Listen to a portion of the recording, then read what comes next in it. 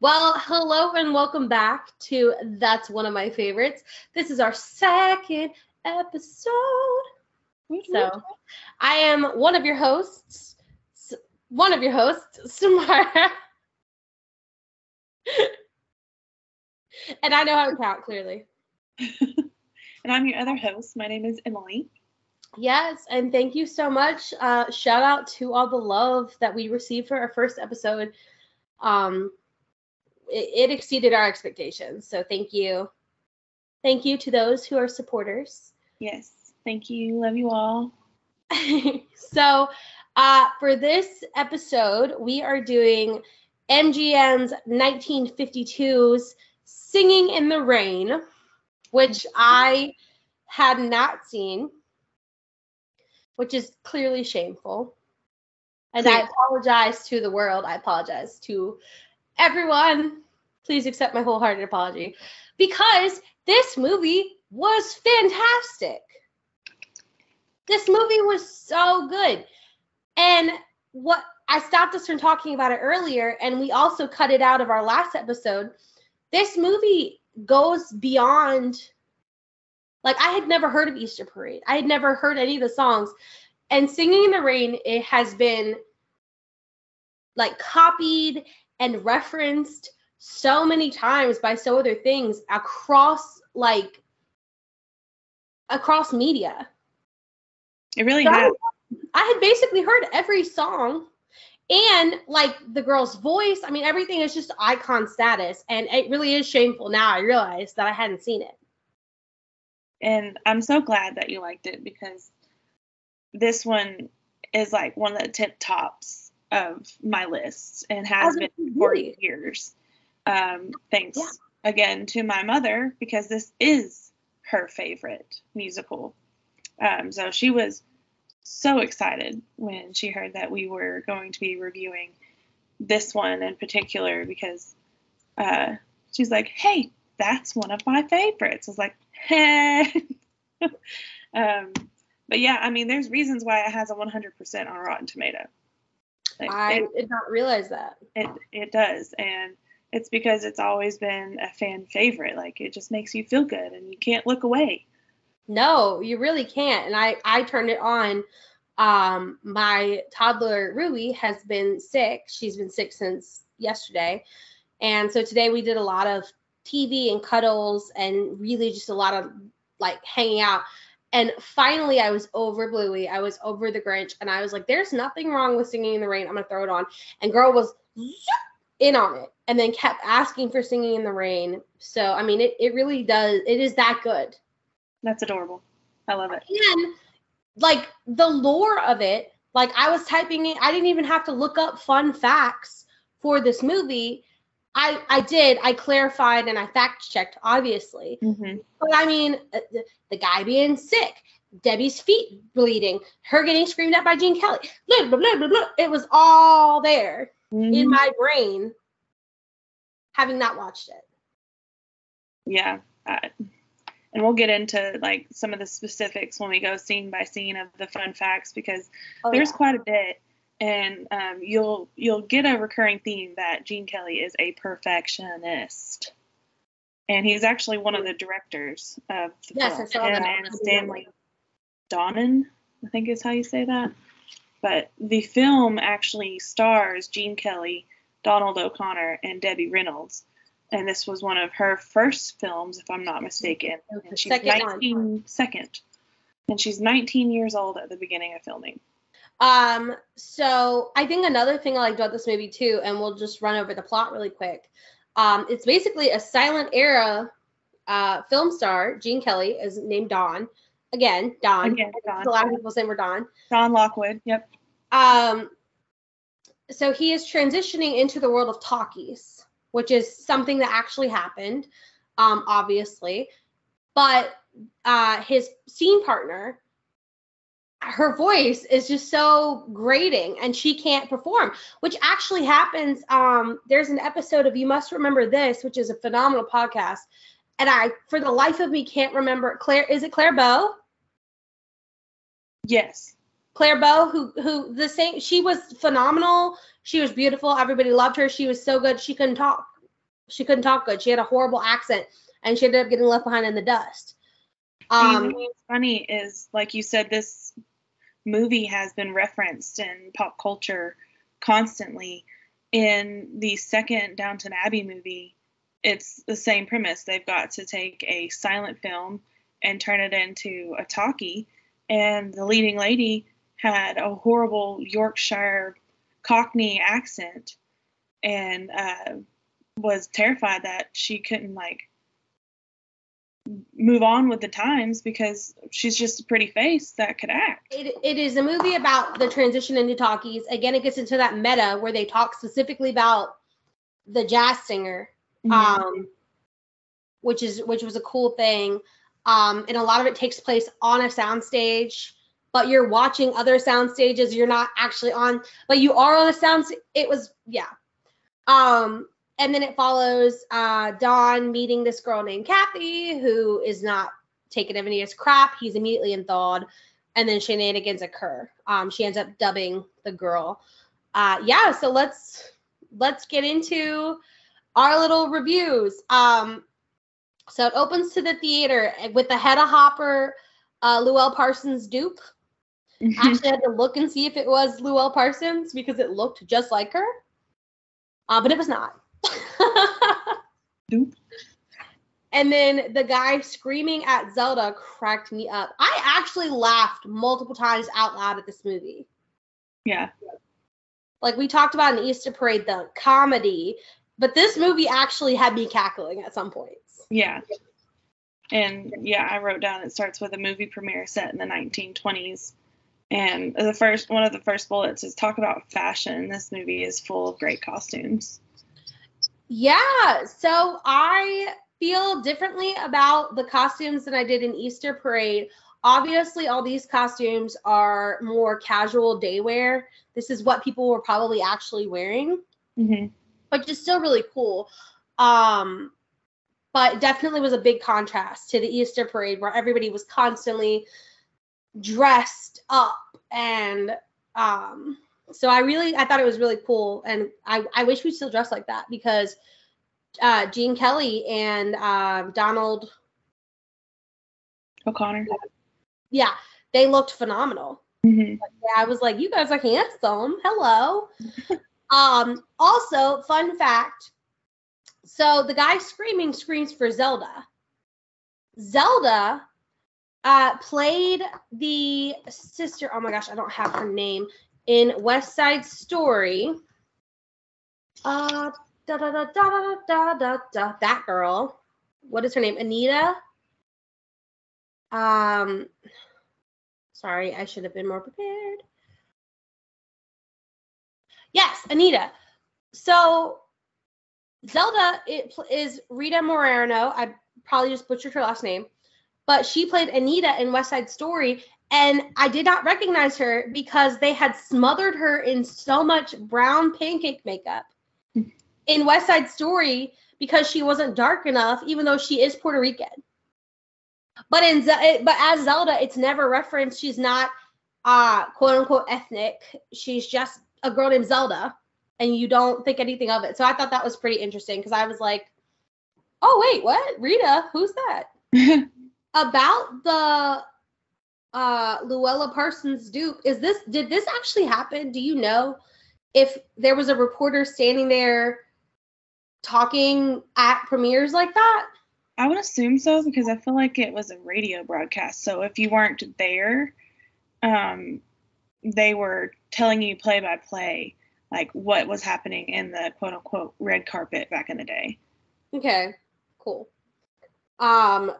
So Cosmo has been there the whole time, but gets none of the recognition because he's not the face. Right. I cracked up when she said, "You're a household name like bacon and eggs," talking about Lena and Dawn. I was like, you're not wrong, but you're wrong. Like bacon and eggs. I guess yes, but also no. Well, I guess that could be like an allusion to the movie because a lot of people think they're together, but they're not. Yes. So that was a big takeaway from that little section, was she was setting up how all of the magazines were talking about how they're together. And you later find out that Lena thinks they are because of these magazines. Like wholeheartedly believes that girlfriend, it's her fiancé, or however she says it. You're my fiancé. So you find out pretty fast that Don completely is lying about his background. Oh, for sure. Dignity, always dignity. Always dignity. He's full of crap. He was playing in the streets. He was doing vaudeville. He became a stuntman. He quickly, with his playing in the vaudeville stage, for 2 seconds, I was like, are they playing the violin? And then I was like, there's no way. There's only like one string on one violin and like two strings on the other. I was like, wait a second. Your violin's broken. You're not tapping it and playing the violin. That would be just too good. Like, they'd be too good. That's what I thought. I was like, oh my gosh, this is, and then I was like, oh wait, never mind. Never mind, they just flung them halfway across the stage. And then they were tap dancing, which again, I don't understand tap dancing. I don't, I don't get it. But then they got booed, and I was like, in what universe would they get booed? They just blew my mind. Yeah, I know, that's supposedly like a half, like not a popular act when they were what's the word I'm looking for? Unseen, not unseen, but like not famous. Not famous, yeah. Undiscovered. That's the word I was looking for. When they're undiscovered, and you're like, I'd be like, somebody sign this act because they're phenomenal. Facts. And Lord knows that I could never tap dance or get close to tap dancing ever. And the way that they do it in sync with each other still is like blows my mind. The director for the stuntmen cracked me up when he was the guy is clearly knocked out and he's like, Bert, are you okay? That made me laugh. Wake up, Bert. Oh, it's gonna take forever to get somebody else down here. Excuse me, mister, I'll do it. You're just the talent. Or the musician. Yeah, I love that. Like, all within like 2 seconds, Lena Lamont is like, I don't want anything to do with you. Like, you're just a stuntman. And then all of a sudden, like, they're like, we're gonna sign you. And then she's like, oh, hello. I know, and she's on her like, standing board. Yes, she's on her fabulous standing board, so she doesn't wrinkle her costume. And I was like, good on you, because she is a gold digger, clearly. Always wants the spotlight. Like, speaking of the standing board, when I was younger, I had to look up why, like, she wasn't just like lounging in a chair like normal person. I just thought she was being like uber extra. No, it's exactly like what you said. It's so that she wouldn't crease or ruin the costumes. So I was just like, what is this lady doing? Just on like a bored, just chillaxing, smoking a cigarette like a crazy person. But I was like, well, it makes sense now. It makes sense. I also have a hard time kind of going back in my brain of the fact that there's no internet, there's no phone, there's no whatever. Because I literally wrote, I was like, is no one gonna fact check him? And then I was like, they cannot fact check. Mm-hmm. Who can fact check? Nobody. Yeah, take my word for it. I went to some awesome art school and was a famous act, and then just decided to become a famous movie star, and here I am today. Right. So at this point, Cosmo's just standing there like, mm-hmm. Sure. Right, and Cosmo the whole time is just like, oh yes, really, because you see throughout this this period that Cosmo has been there every single step of the way. Right. So at this point, Lena has not spoken a word. Right. She's not uttered noise. Mm-mm. And so I have, during the movie, which is called The Royal Rascals, I said, wait, does she not talk? Is this going to transition to talkies? Because again, I had never seen it. And even though I had heard every song, I had no idea what this was about. So I was like, why are they keeping her from talking? And then she opened her mouth. I can't stand it.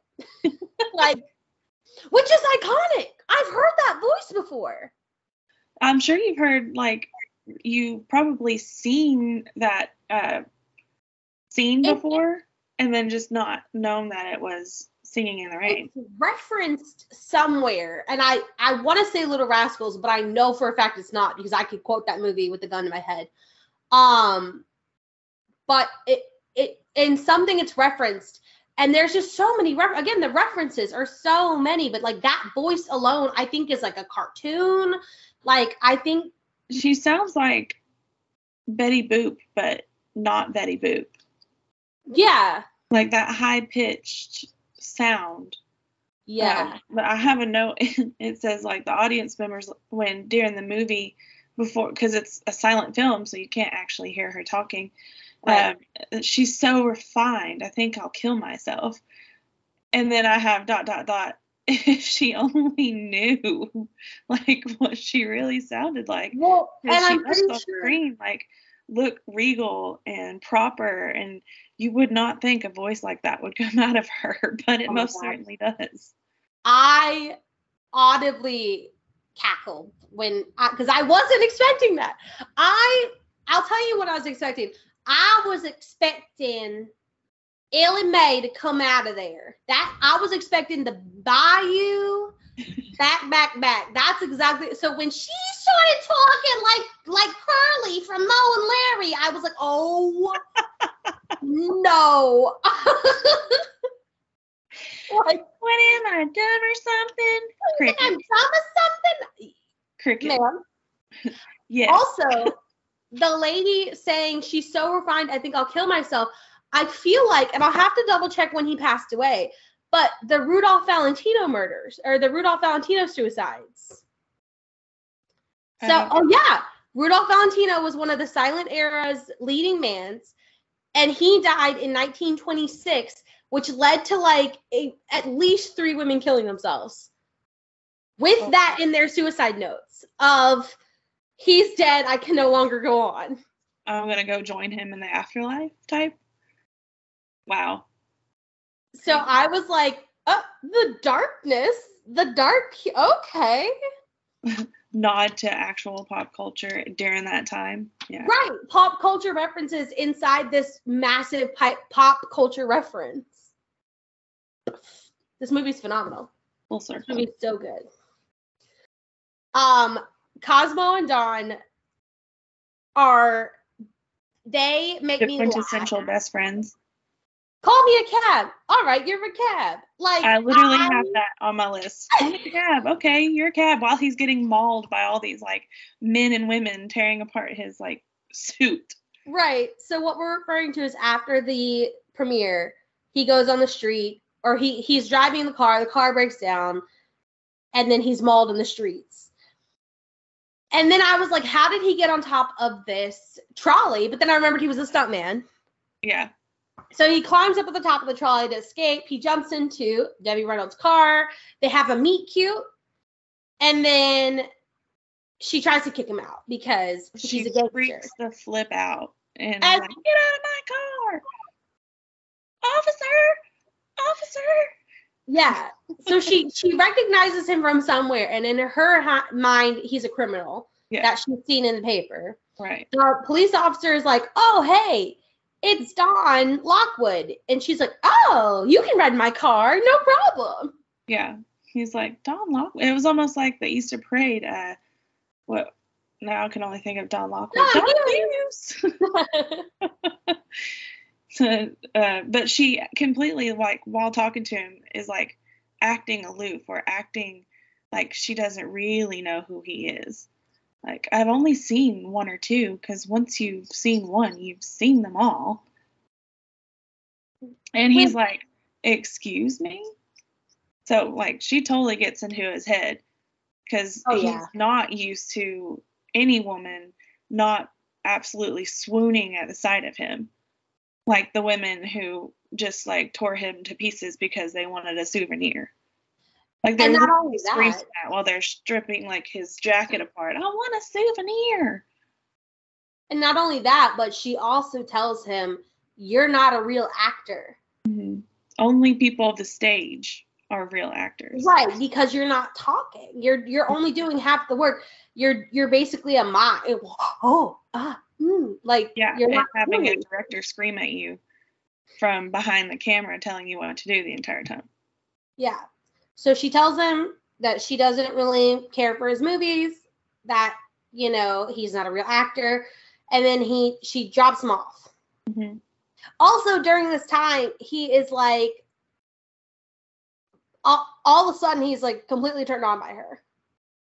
And is like, "Oh, hello, love of my life," which I was like, okay, sure. Well, I kind of take it as he was infatuated because he's never had a woman not like completely swoon over him. So he was like, this is refreshing. I do always crack up when she laughs when his jacket when he shuts the door and his jacket rips off. And no, she like belly laughs. And it's infatuating. Like I'm always grinning when that happens because she's obviously like he's at the lowest of his low and you just like brought him even lower by telling him he's a horrible actor and then laugh at him when his suit jacket completely rips off and then drives off. And then into the sunset, or so we think. He goes to his party. Yes. He is going to the after party. Mm-hmm. And she's going to work. Yes. At the party. Yes. As a what is it, swimmer? As a the synchronized swimmers. As a synchronized swimmer out of water. But on land. I was like, what are these costumes? So they're there, they're at the party, they bring out a cake after they introduce the talkies possibility. Everybody's like, psh, talkies are not gonna work. And then they bring out a cake, and who busts out of the cake? I have come out from behind that screen, Mr. Simpson. I'm right here. I'm right here. So because they thought that somebody was like just talking behind a screen versus like actually having a recording matching your lips like the talkies. Yeah, I'm trying to think of like, because again, we've grown up in this era where we basically have had TV and things constantly. So I'm like, what would that actually be like to see this new technology? Because even the technology that we are like getting now is not new technology. It's just refined or recycled. They just basically remade the iPod Touch, which cracked up a bunch of people on the internet because they're like, oh, look at that, we're full circle. But say love you. Yeah. So she pops into the cake and Don immediately is like, oh, isn't it Ethel Merman? Or what does he say? Like, he calls her some name. Yeah. I don't, Ethel something. Ethel something. Yeah, I don't think it was Ethel Merman. And her face is like horrified. Yeah. Horrified. Yeah. But here's the thing. She knew whose house she was going to. She knew she was going to RF's house. Yeah. But she never put in her mind that RF owns the studio that owns the movie. Because he never says he's going to RF's house. He says he's going to Sunset and whatever. Yeah, well, he got dropped off to change. So he wasn't even going there yet. Right. He was just nearby. Right. But you still would think if you're going to the producers of the studio's house for an after party, Don Lockwood's probably bound to be there. That's the point I'm trying to get at. Yeah, like I don't know why. But anyway. Her face was like absolutely horrified, and then she just like goes on with the dance. while he's like harassing her, and she's handing out these streamers out of that little pocket out of her quote unquote swimsuit dress, with the puffball around their wrists.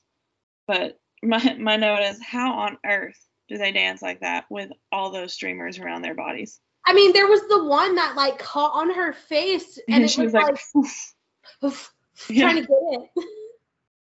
But also still dancing. I've already done fallen on my butt with all those streamers. I would have fallen getting out of the cake. That's fair. Like right on Don Lockwood, because he's standing right there. Don Lockwood is now a pancake, everybody. So the whole time he's just roasting her, as he very well should, though. Yeah. Like, he's like, oh, look at you, Shakespeare, and in between her singing, like, da-da-da-da-da-da-da, he's just roasting her. It gets to the end of the song, and he's still roasting her, and Lena comes up. Mm-hmm. And Lena is like, who's this dame? Why are you talking to her, or whatever? And because she's instantly jealous. Instantly. Like, a female is within breathing distance from Dawn, and it's Green Monster. Right. Dawn keeps roasting Kathy. She picks up a cake, throws it. Of course, he ducks. It goes straight into Lena's face. And every time too. She's like, oh, oh. That scream, I feel like, was so beyond reasonable. But I feel like that's totally on brand for Lena. Yes, exactly. So then time jumps to about 3 weeks. Mm-hmm. We find out searching high and low for Kathy. Huh? Dawn's been searching high and low for Kathy and can't find her. Yeah, he can't find Kathy. Down in the dumps. Yep, down in the dumps. We find out that Kathy was fired from her job. Mm-hmm. Which is why he can't find her. He has no contact information for her. Right. Make 'Em Laugh, which is probably the most iconic, second to Singing in the Rain, obviously, mm-hmm. Song from this, felt really out of place, actually, because he's not a comedic actor. He's a romantic lead. I think, well, they added this song in later. Like, it wasn't, I have a note about it. They added it in later because they realized that Donald didn't have a solo at all. Which is crazy. As the number 2 top billing actor.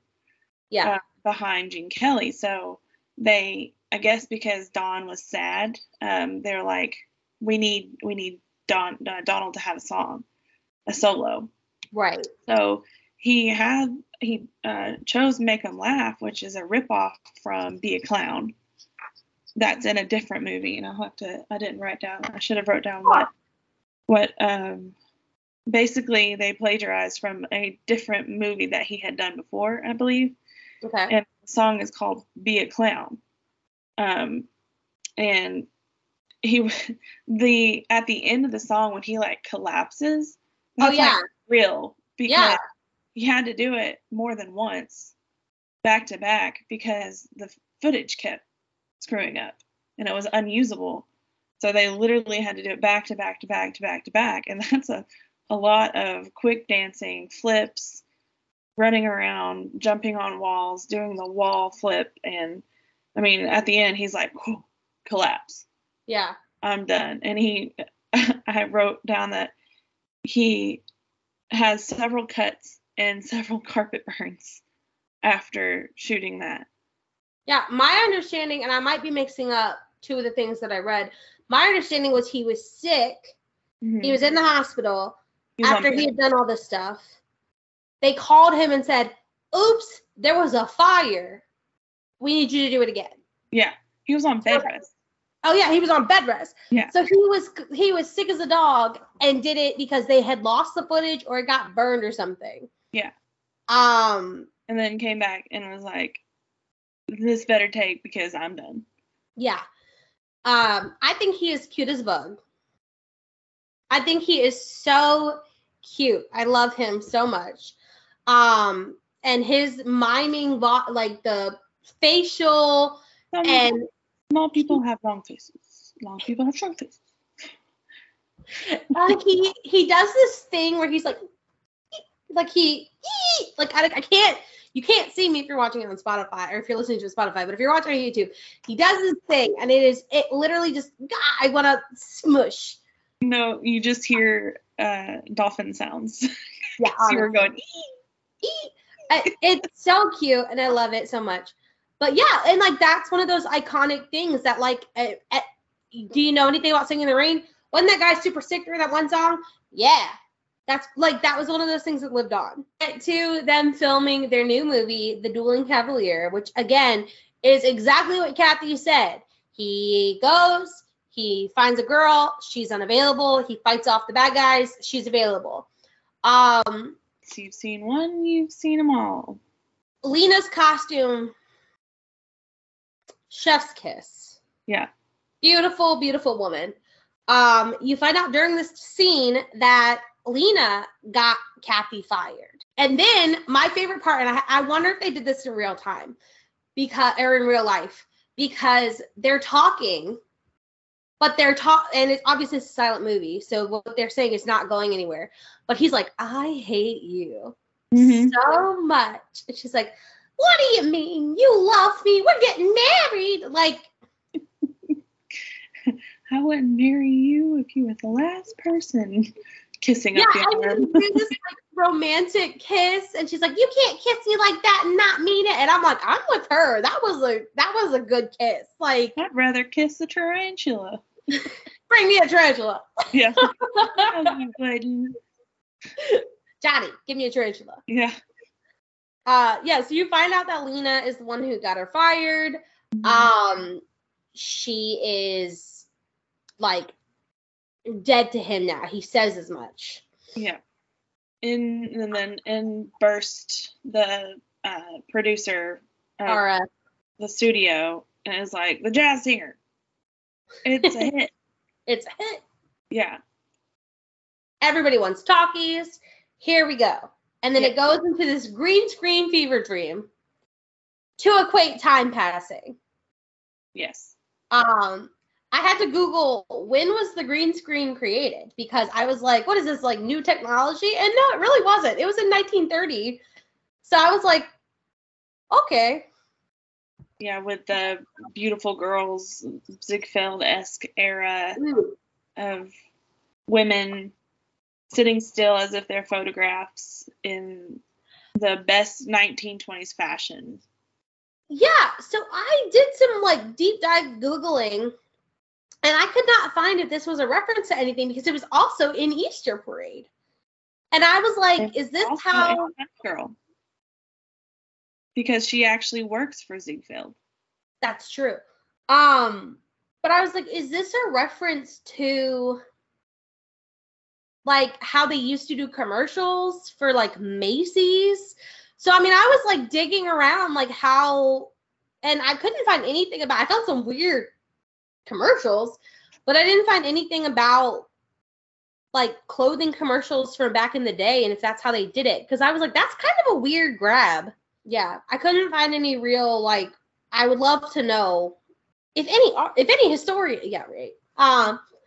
If anybody who's a Hollywood historian is listening to our podcast somehow, please let us know at one of my faves at gmail.com. So they're singing Beautiful Girls while they're advertising. There was one line where he was like, and you're over Sweet 16, and I was like, ugh. But back in the day, that was the age, but also, if I had been allowed to marry at 16, I don't even know. It would be not. I don't even want to think about it. But during this segment, Cosmo's over here. He's watching because he's like, what's going on? Kathy. She's beautiful. Yeah. She's there. Yeah. He runs over and grabs Dawn. Mm-hmm. And RF wants to sign her because he's like, oh, she's cute. I like her. She'd be perfect for Zelda's kid sister. Mm-hmm. Yep. So Dawn's super excited to see her. And I love the line, yeah, we've been looking at every cake in town. And I was cracking. Again, I laughed. I genuinely was cracking up at this movie. We've been looking at every cake every town. I was like, hee hee hee. And of course, Kathy is like immediately like, well, I guess I'll go now.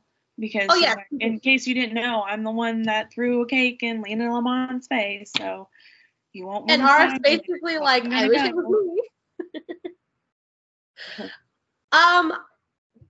So we talked about the age difference, and this is just like where it most felt like appropriate to talk about, because this is where their love story starts, to really fully bloom. That says, why not court a woman by singing and dancing on a beautifully set soundstage? Honestly, he lights her. He positions her. You're as beautiful as the moon. And then he sings her this beautiful song. So he is 40 at the time of filming this. Which he does not look like it. Right. That's what I gasped. I was like, I know he was 36 when he was supposed to do Easter Parade, but I didn't, in your brain, you're like, the math's not mathing. But he was 40 and she was 19, 20, whatever. Yeah, and she looks older than what she actually is. Like, I feel like she looks a little older than 19, 20, and he looks younger than 40. So it doesn't it doesn't really look like the age difference is weird to us now, which back then that age difference probably wouldn't have been weird. Well, it definitely looked less weird than the 26-year-old Judy Garland and the 50-year-old Fred. I mean, I don't know if it was a skincare routine, genetics, I don't know what, but yeah. I literally was like, I'm sorry, he's how old? Yeah. He looks like Screet Urch from Scream. I had to see if he was his dad. I was like, hello? Are you his dad? So far, I don't feel like he has any ulterior motives during this movie. Like when he's trying to get with her, when he's falling in love with her, I don't feel any sneaky, I don't feel any snake. Like, he just loves this girl. Yeah, and it's honestly ever since she was like, you're a terrible actor. It's like, I want to be with her because she's going to keep it real with me. Like, she's not going to. But then again, you realize, like, she's actually an Uber fan. At this point. Because she reads all the tabloids. She's seen all the movies because she lists some of them. And he's like, oh. And she makes the reference of like, aren't you with Lena? Aren't you with Lena? You're with Lena. Right. And he's like, don't, or reading all those tabloids. I've read one or two. Okay, well, maybe I pick up 4 every week. Yeah. I pick them up every single time. Yeah. So she was definitely playing coy with him, like, hard to get. I don't know you, but really, she's like, I don't know you. That's my purse. Yeah.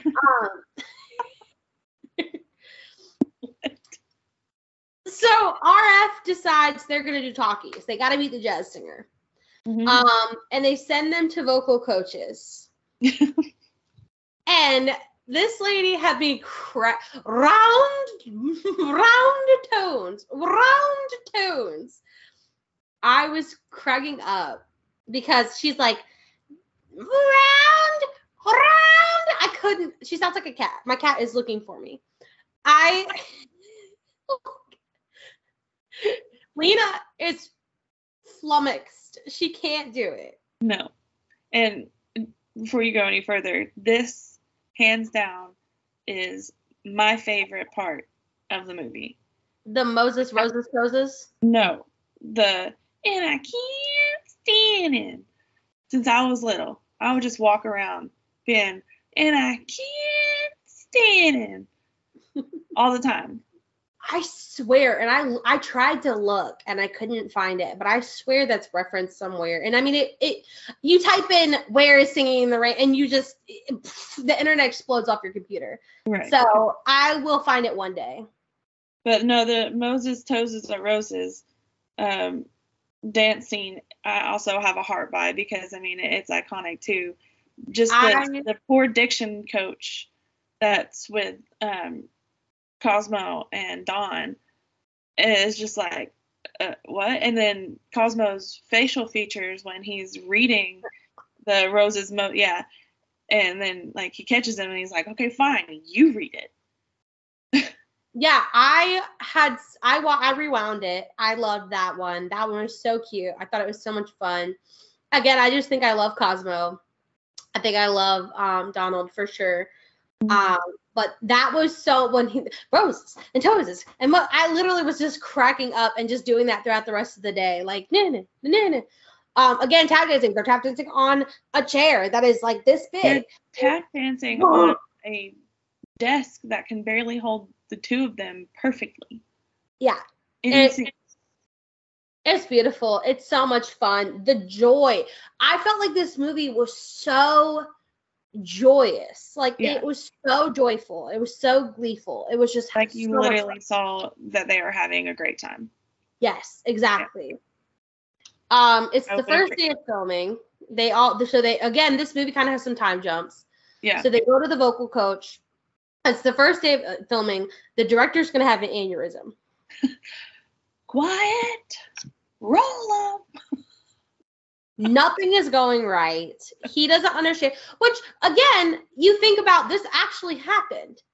Yeah, they had to figure out where to put the mics, how to get the mics to pick up the voices, but not everything else around them.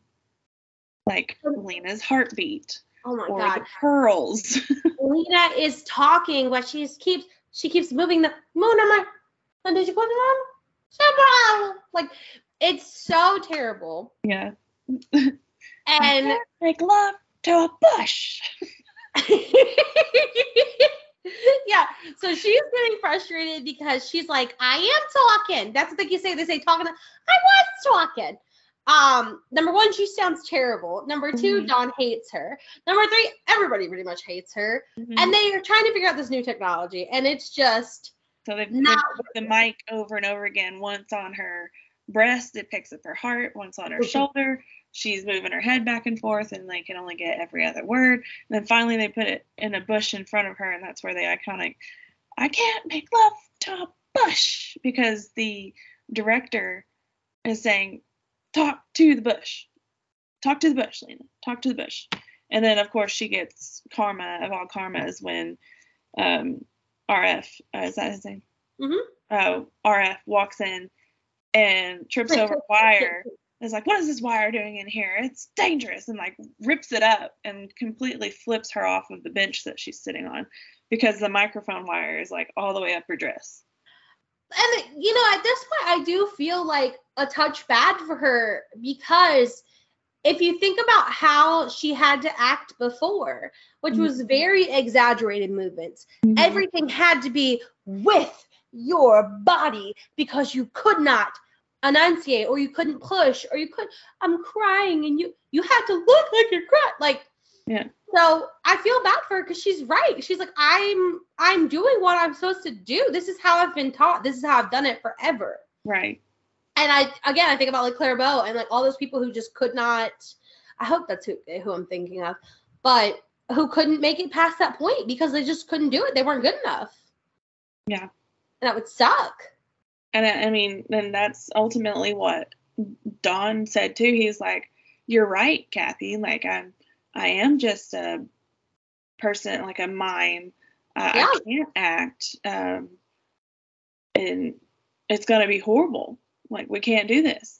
And then she completely turns her tone. She's like, no, you can do this. Right. You're a great actor. And in comparison to Lena, he is. Oh my God, honestly. Except for at first he wanted to stick with his I love you, I love you, I love you, I love you lines, which did not go over well. Right. So he wants to just do what he's always done, and he realizes it doesn't work because they go to preview. Again, I'm like, where's the internet? Because I'm like, do they think nobody at the preview is going to talk? Like, nobody is going to be like, hey, I saw this movie, it sucked. But anyway, so they preview the movie. It's so bad. So bad. Hysterical bad. Voice. Yeah, I mean, obviously. Her voice is awful. As you said, Dawn changes this line that is this beautiful written line. about like, your love is beyond measure, beyond compare. And he's like, I just want to say I love you. And everybody's like, oh, I love you. Like, yeah, it's so bad. Lena doesn't think it's bad. Lena thinks it's fine. I liked it. I liked it. Ma'am, were you watching the same thing we were watching? No, clearly not. And then it gets to, they're all sitting there. They're trying to figure out what happened. What do we do? And Cosmo. You skip one of the best parts of the. Oh, I'm sorry. Of the like review, that when the sound finally messes up. Oh yeah. And you get Lena. She's saying no, and the bad guy's going yes. And it flip flops to where she's saying no, but the guy's voice is over her saying yes. Yeah. So no, yes, and then no, yes. So, yeah, and it also goes right, and then the film breaks because it was just a cluster. Yes. So they all meet at the house. Kathy, Dawn, and Cosmo. I love them so much. Their little friendship is so beautiful. This scene is what I think of when I think of Singing in the Rain. Mm-hmm. Like when I was younger, the good morning scene and Kathy's outfit, like I wanted that outfit and those purple shoes. Yeah. But like good morning, this is the scene I was talking about where Gene was a perfectionist, that he even dubbed his own tapping over Kathy's because she didn't have dance background. So Gene taught her during this film. Fred taught her. So this is one of those iconic things, and I Googled, and it could be right or it could be wrong, but Gene Kelly was screaming at her, and she had a breakdown. She hid under a piano, and Fred Astaire was hanging out on the lot because he's, Fred's right. And he found her under the piano and was like, what's going on? She's like, Gene's yelling at me. I can't dance or whatever. So he taught her the steps and helped her learn how to do it. I have down that Gene did it, but I could definitely be wrong because there is also a note that Gene helped Frank Sinatra in Anchors Away because he wasn't a very strong dancer either. So that may have been where it like got messed up because he helped Frank Sinatra. But I don't know. That has always been the lore that has stuck with me that I have heard. Whenever I hear about Singing in the Rain, true because Fred Astaire was definitely around and one of the best dancers around as well. Like Gene and then are like the two tip top dancers in this film age. Yeah. But another fun fact, and this is just a personal fact for me, my mom used to wake me up coming into my room going, good morning. And like flip on my light and I'd be like, I love you, Mom, and I love that song, but please stop. Yeah. I think, again, iconic. I didn't know where that was from. It was from something. They used it in a juice commercial like several years ago, like a orange juice commercial, and I was like, hello. Hey. Singing in the Rain on? Yeah, so they decide during this night that they're going to make it into a musical, which I think is a great idea. And like exactly what they said, it was going to be kind of easy, just fill in some blanks, do some stuff, redub it. But Lena can't sing, Lena can't talk, Lena can't anything. They decide that Kathy will be the voice for Lena. Funny enough, Debbie was dubbed by a woman named Betty Noyes. I don't know how to pronounce her last name. So she was dubbed by Betty Noyes, even though she was supposed to be dubbing for Jean Hagen, who is Lena. But then when she's singing Until the Stars Turn Cold, it's Jean Hagen, who's Lena. So she's dubbing Lena, but Lena's actually dubbing her. You know, I've never known that, but I did know that it wasn't actually Debbie's voice, because every time she sings, I'm like, I've heard Debbie Reynolds sing. It's like that is not how she sounds, because she sounds like more alto. Even when she speaks, like I'm like, you can tell the difference. She goes from Debbie Reynolds' voice to this deep, like not seductive, but like alto voice that is very quintessential those time period sound. Yeah. And but no, I had a feeling, but I did not know that, and I didn't know that the person that was actually being dubbed was doing the dubbing. Because I know that like the actress that plays Lena didn't actually talk like that, but she did a dang good job of faking her voice to be god awful, like nails on a chalkboard. So they leave. They decide that Kathy's gonna dub. They leave the night, and then he's walking home after dropping off Kathy. This is where the Singing in the Rain comes from. And he's on cloud 9. He's on cloud 9. He's so in love. They've admitted that they love each other. They're so excited for the movie. Mm-hmm. Another random police officer. I wrote that down. I did. I said he's living his best life. He's acting like a big kid, you know, just like splashing in the rain. He's singing in the rain, and then all of a sudden, Samar's favorite part, literally, I said, your favorite part, a random cop comes by and stops his, like... A random cop out of nowhere. And says, keep it pushing. Keep it moving, pal. It's like, excuse me, cop, you threw off my groove. Line is, I'm just singing and dancing in the rain. He like walks off. And also, Jean got severely sick after this. I would say so. Yeah. Pneumonia drenched to the bone. Really he probably bad. had to do it several times. Oh yeah. So he got severely sick. The Dancing Cavalier is an ingenious title that took them so long to figure it out. But I also Do the Dancing Cavalier. They're talking about what this movie is gonna be, and they're like, it's a Broadway guy. He's reading a book. He gets hit in the head. He immerses himself into the book. I was like, I would read this. I would watch this. This 10 out of 10 would watch. But we gotta put in a modern theme and like a modern scene in there. Yeah, so they put in this modern scene. This is the only thing that I was like, what is going on? I don't like this. I don't care for this. Yeah. The costumes were phenomenal. Mm-hmm. I understand the point of it. I hated it. But it had some of the best costumes in it. Yeah. So like I have a stage is like one, these sound stages are freaking huge. Honestly. Because he's like singing Gotta Dance, and all of a sudden you zoom out and there's like these ginormous signs all around him.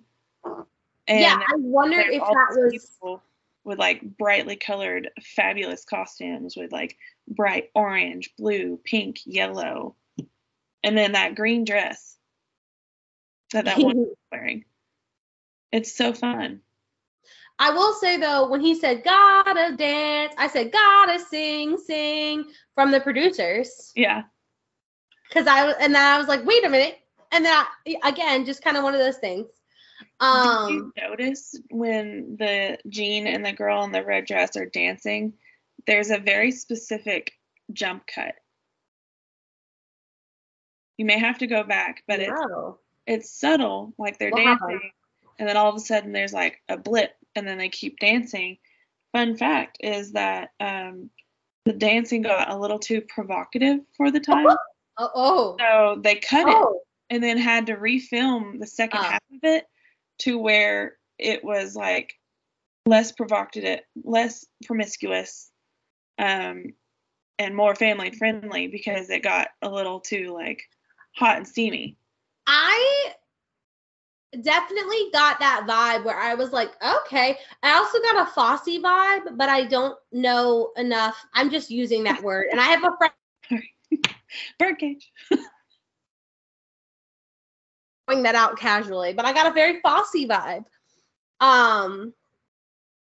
But yeah, so I wasn't sure who that girl was supposed to be. I literally just have what is happening a couple times. And then when he's getting blown in the wind with the one girl with the long cape, his hair must have been shellacked. Like it did not move. I also was like, that had to be hard dancing with all of that extra fabric blowing in the fan. oh my gosh, yeah. How did she not like completely like die? I don't know, but I have this too. Could you imagine being the one girl or the guy who messes up during this whole thing? You fall on your face and everybody says, cut. I would cry. Well, and then that scene also shows how big those sound stages are because, I mean, that fabric that's billowing off of her while he's in a dream sequence, it's like again, up there. Yeah. Like, I mean, it's cool. It gives it an aesthetic and it's dramatic. Sure. But I was like, how? Every time I watch it, I'm like, how do you not trip and fall? How does it not smother you in the face when you spin? How does it not smother Gene when he spin? Like, it did kind of, but it didn't. Yeah. So that weird scene is going on. They've been dubbing Lena with Kathy. Everything's going fine. They've been keeping Kathy from Lena. Lena doesn't know what's going on. She thinks that she's singing. She thinks that she's talking. Zelda is a snake, but also a good friend, but also a snake. Like, I was like, oh, good on you, but also, Mother! I literally said, Zelda, eye roll. Thanks a lot. Like, yeah, so Zelda comes and ruins it. She tells Lena that Kathy's here, and she's like, get off my set. I'm blah, blah, blah. She calls the papers. What do you think I am? Dumb or something? Again, dumb or something. She calls the papers to tell the papers because what they're going to do is they're going to say Kathy's singing, and she says, no, you can't take that. Yeah, you're going to ruin my career. My reputation. I can sue. I can sue. I cried. That was like my stem all day. Like, I was just like, I can sue. I'm sorry, what? I can sue. When she said she made more money than Calvin Coolidge, I busted out laughing. I make Calvin Coolidge put together. She calls the papers, tells them all about how she's singing. Her pink dress is fabulous. She looks amazing. I have that. I said that I can't stand her, but man, do I love that dress. I want that dress in every color. So they go to the movie premiere. It's phenomenal. Everybody's talking about how good Lena sounds, how good she speaks, how eloquent she sounds. I don't know what she was thinking going out there to speak. In what world? She just got off the stage talking like this, and now she's thanking the Academy. Like, for if we could bring some joy into your humdrum lives, and we know that, like, that her speech in itself is a slap in the face. Yeah, no, everything about her opening her mouth, I don't know. What do you think? I'm dumb? Yes, I do. Yeah. I do think you're dumb. Certainly because we do. And they even say, they were like, why is she talking like why is she talking like that? No, and they're like, no, let her, like, put her nail in her own coffin. Right. We're through with her. So everybody's demanding her to sing, and they come up with this extravagant ruse. And don't tell Kathy, they don't tell Kathy, so she's obviously hurt. Right. So Kathy, they demand that Kathy goes and sings for her. And she's like, I'll sing, but I never want to see you again, which I was like, that's a little much, but okay. Maybe some stuff's going on at home. We don't know their private lives. Yeah. So they end up putting Lena in the front of the curtain, Kathy behind the curtain. Kathy's singing, Lena's pretending. They pull the curtain. It's exposed. Why does Kathy run? Well, I think she thinks that they're laughing at her too. So she's like all embarrassed. So she stops singing and she's hurt by Dawn. So she runs off. And then Cosmo comes and starts singing for Lena. And then Lena runs off. Yeah. Because she's obviously very embarrassed. I didn't understand that part. I didn't understand why Kathy ran away, and he was like, "Stop that girl." I was like, "Well, where's she going?" She runs off. Dawn catches her. Stop that girl. Yep. Tells the crowd that it's been Kathy singing, talking, acting like all along, and that Lena was just basically the pretty face, and that she's the real star. Yep. And then they sing a love song, and then they're gonna do another movie together. And the movie is called Singing in the Rain, starring Dawn Lockwood and Kathy Selden. That was her last name. And it's on a big billboard. Yep. And then the movie fades out. And the end.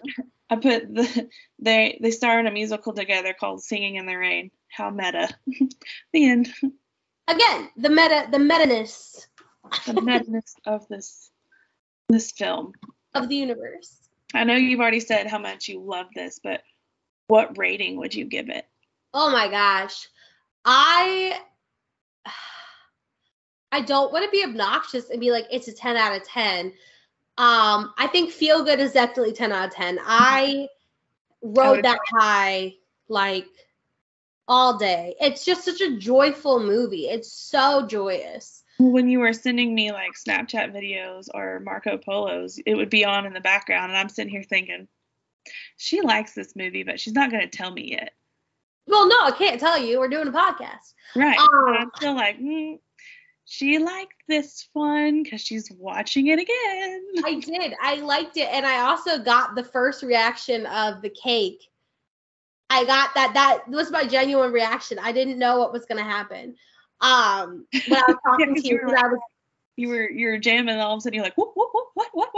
Yeah, I was like, oh, I forget I think I was making fun of Lena's voice, and then I was like, oh gosh.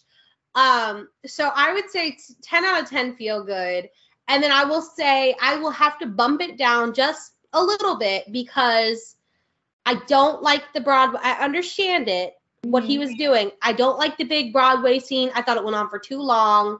It felt really out of place. And then Make 'Em Laugh also felt a little out of place. So I'm going to bump it down to an 8 just because number one, I can't stand the Broadway thing. And then number 2, I just was a little bit confused by the Make 'Em Laugh. But like, as far as Feeling Good, like I love it. I wanted my daughter to watch it. Like I was ready for it. So. Yeah. Well, you know, my Feel Good's going to be a 10 out of 10. Oh yeah. My mom would give it 10s all across the board. It's not my end-all be-all favorite. I have other favorites. It is up there. So I'd probably give it like an 8.5, 8.9, you know, like very high on it's definitely how good it is. And I would agree the Broadway portion does go on a bit, and you're kind of like, what's going on? Even he's like, so do you see my vision? And they're like, I don't really get it, but maybe on screen. That's what I said. I was like, no, I don't, sir. But good on you. Get it on screen. My hands down favorite song is Good Morning. Nothing can beat Singing in the Rain, though, because every time I catch myself either singing along with him or mouthing it with him, wishing that I could tap dance like that. Like, I've heard that song so many times that I could, like, do the little with him. Oh! So, like, that's how many times I've heard it. And love it. Because every time it's ever been on, like Turner Classic Movies, I'm like glued. I ain't getting nothing done today. No. So I'm gonna watch Singing in the Rain. I thought it was really fun. I had a good time. Okay. So lean with it, frock with it. Shout out to Sierra for this idea. Oh yeah. What was your favorite frock from the movie? That's hard because I really like Lena's like pinkish white premiere dress with that feather like train. Because I mean it's gorgeous, but I said it earlier in the Good Morning scene, Kathy's purple dress, just like normal attire. Yeah. I've loved it. Always loved it. Think it's simple. I always wanted to wear it. The purple tap shoes that are with it are phenomenal. And then when they're kissing goodnight, she has like a cute, I mean, it looks like a swimmer's hat to us, but it's like a cute little purple hat to like tie it all together so that her hair doesn't get wet. Like, that would probably be my favorite frock. I think my favorite frock is definitely the pink confrontation dress, I guess I should say. When she's going to threaten Stu and she reads him his contract. She came in and I was just like, ha ha. So that's definitely my favorite one. It's beautiful. It's stunning. Amazing. Yeah. So we've come up with a new way of selecting our next movie to watch, because it's too much pressure and there's too many to choose from for either one of us to say, let's watch this one next. So we're going to do a random generator, and because we can't do normal Google random generator, my husband, Nicholas, has created his own, and it's going to select for us.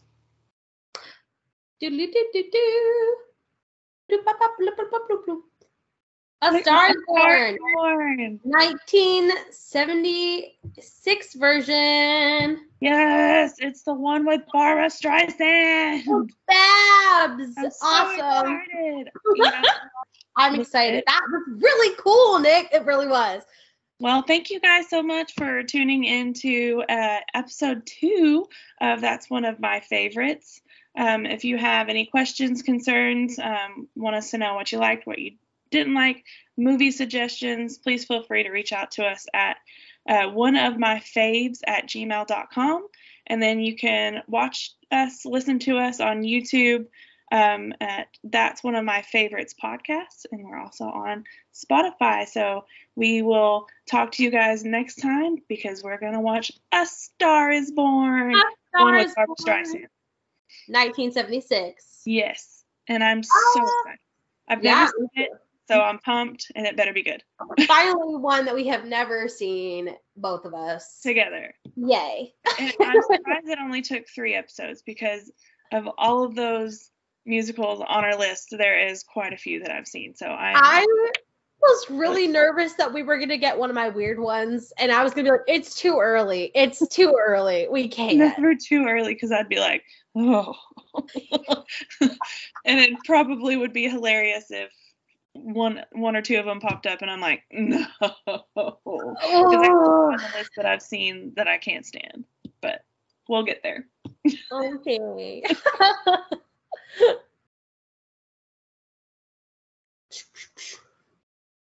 Got to make sure that my hair looks good. Recording has started. What does it say? 17 minutes. That's how long we've been on here talking. Off to a great start.